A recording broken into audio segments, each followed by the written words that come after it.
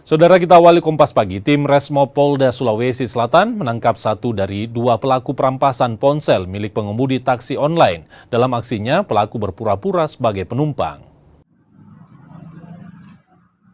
Ini adalah rekaman CCTV saat aksi perampasan ponsel milik sopir taksi online di Jalan Baji ATK, Kecamatan Mamajang, Kota Makassar, Sulawesi Selatan.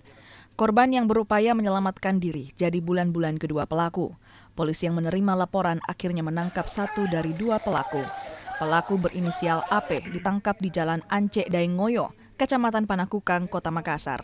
Dari hasil penyelidikan, pelaku bersama rekannya merampas ponsel korban dengan berpura-pura sebagai penumpang.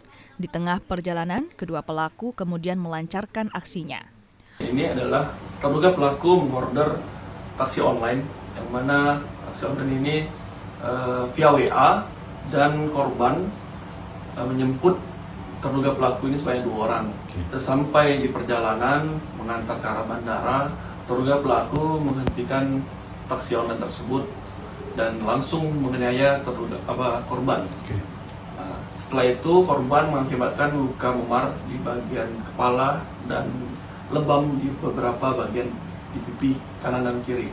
Setelah itu terduga pelaku merampas HP korban.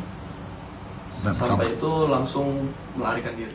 Untuk proses hukum lebih lanjut, pelaku AP diserahkan ke Polsek Mamajang, sementara satu orang pelaku masih dalam pengejaran.